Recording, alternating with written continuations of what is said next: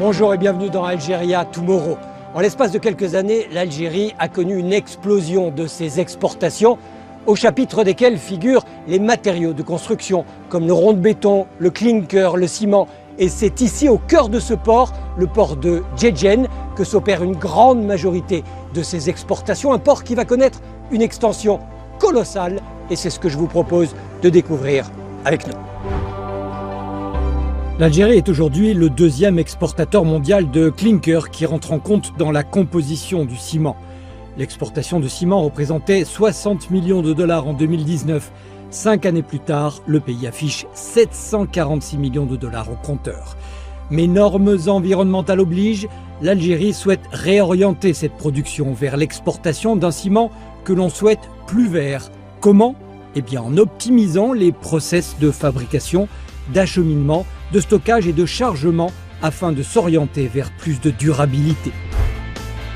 Ici, dans la wilaya de Djedjen, à l'est du pays, à 350 km d'Alger, dans le port de Djedjen, plus grand port d'Algérie, le groupe Holcim a déployé des chargeurs automatiques de navires dont la capacité de chargement est de 18 000 tonnes par jour. En 2023, sur les 3,4 millions de tonnes de produits exportés par Holcim, 40% étaient du ciment.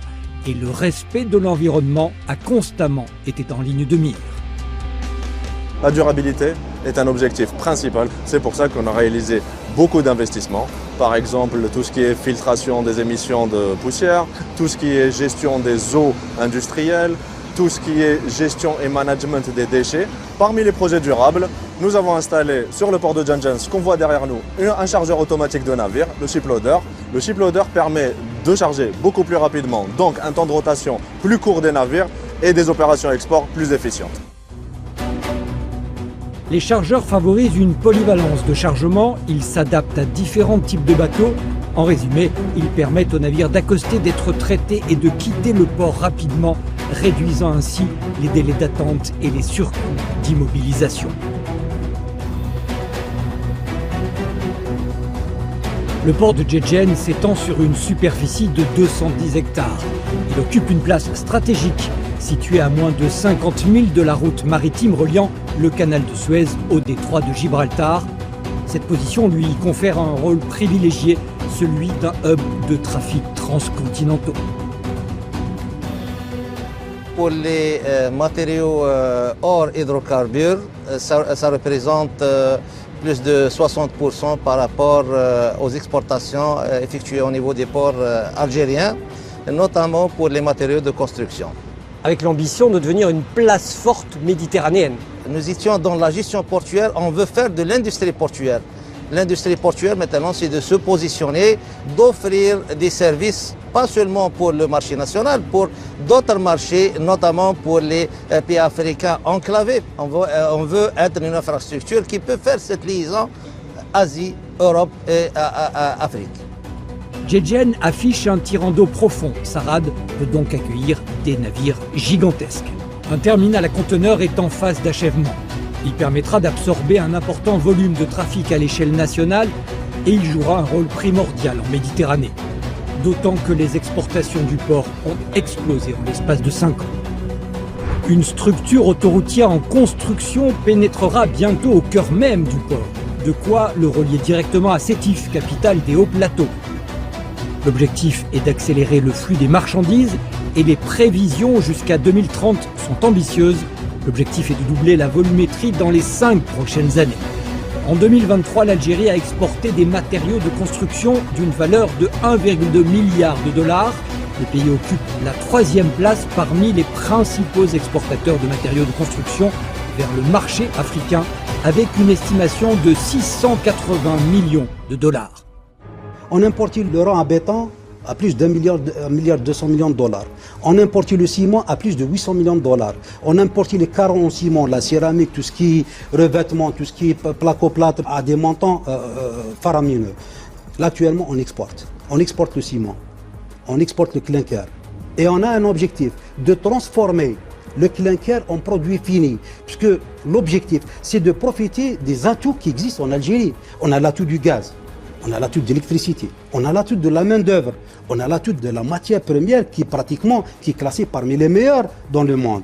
Ces atouts-là, on est en train de les exploiter convenablement. On a exporté l'année passée plus de 800 millions de dollars en matière de ciment et de clinker. Et on a un objectif de tripler, puisqu'on a des capacités de production de 40 millions de tonnes par an.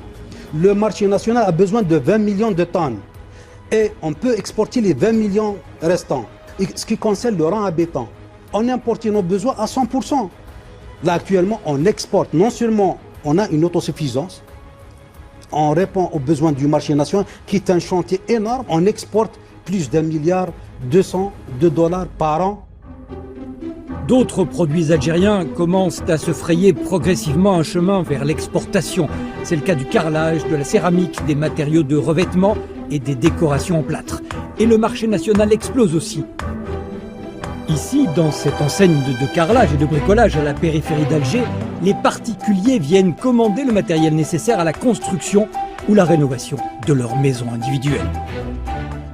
On a des commandes spécifiques, on a beaucoup de commandes.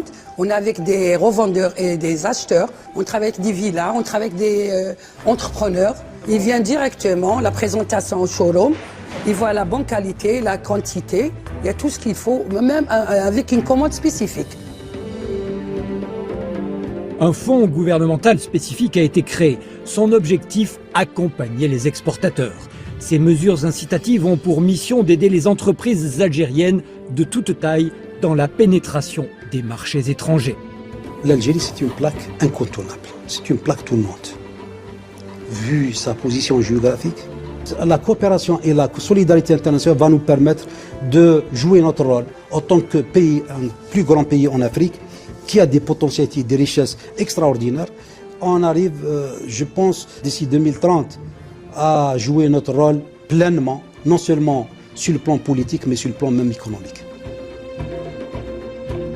Diversifier l'économie nationale et l'affranchir de sa dépendance à la rente pétrolière semble constituer l'axe majeur de la politique économique du pays. La hausse des investissements, notamment dans les grands projets industriels, a stimulé l'activité économique et devrait continuer à soutenir la croissance en 2025.